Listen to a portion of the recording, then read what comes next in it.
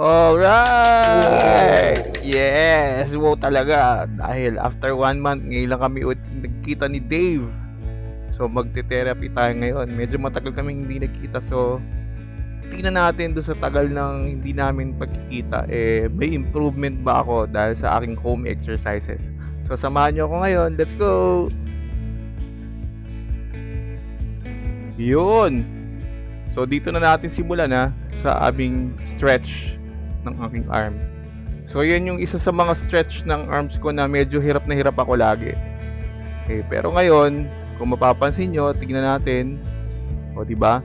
At least, hindi na ako masyadong nasasaktan. May nararamdaman ako, pero hindi naman ganun kasakit na.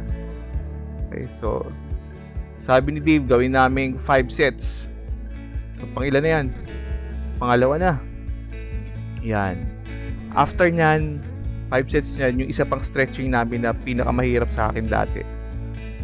So, 5 sets tayo, pangalawa na yan. Tignan natin kung kakayanin ko pa. Let's go!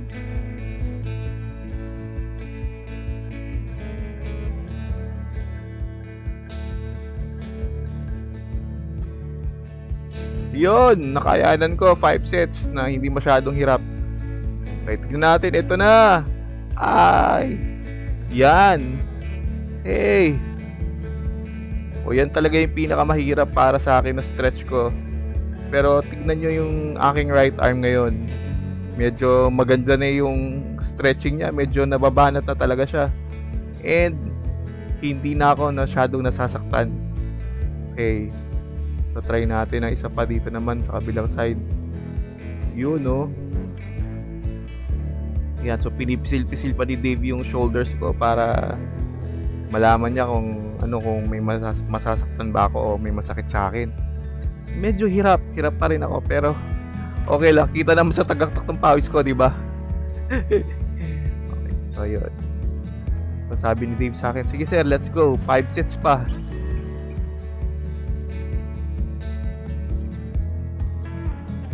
Ayan, bilisan na natin. Okay. Yun, ayos. So medyo nalalagpasan ko na yung pinakamasakit na part ng aking stretching. At medyo maganda na ang improvement ng aking right arm. You know? Alright, nice one. So ayun nga, nag-improve naman, di ba? Last time hirap talaga ako doon kasi masakit. Pero ngayon, standing na ulit. Last time 7 minutes kami. Ngayon, tingnan natin kung ilan ang itatagal ko sa standing. So magbilang tayo. Yun. Tingnan natin. Ang target namin today is 10 minutes. Yan 10 minutes ang target namin. So okay, wag nyo kayo mag-alala. Hindi natin yung tatagalan ng 10 minutes. I-forward na natin para mabilis. Pero kasabay naman ang countdown yan eh. So ang target namin is 10 minutes. Tingnan natin kung kaya kong tumagal. Yun. So at least medyo minimal na yung suporta sa akin ni Dave. Kung mapapansin nyo, hindi niya na ako masyadong hinahawakan. So inaalalayan na lang yung hips ko tsaka yung legs ko. Yun. Lapit na, 4 minutes na lang. Okay, nice one. O yun medyo binibitaw-bitawan niya pa yung kamay niya. O yun, medyo bumibitaw-bitaw pa sa akin kung mapapansin nyo, di ba?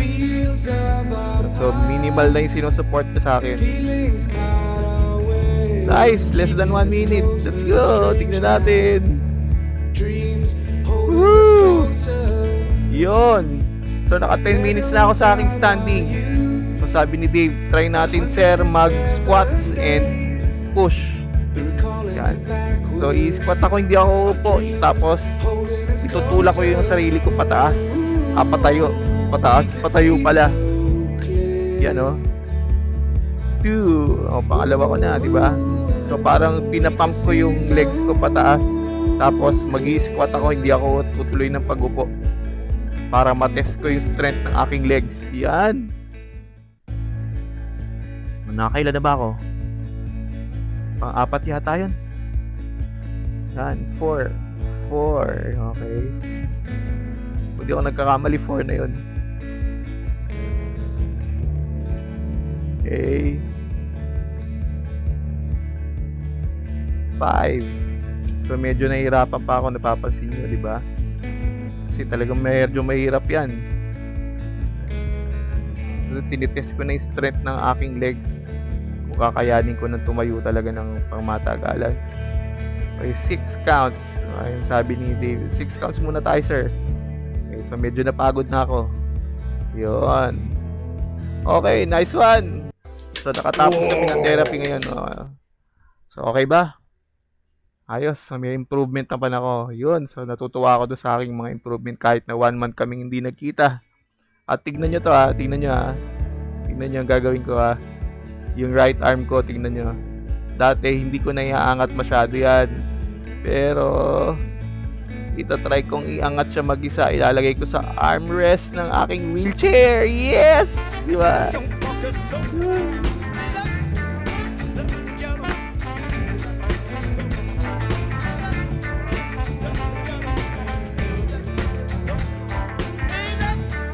Ayos, di ba? At least na itataas ko na yung right arm ko kahit paunti-unti nang hindi ko na inaalalayan.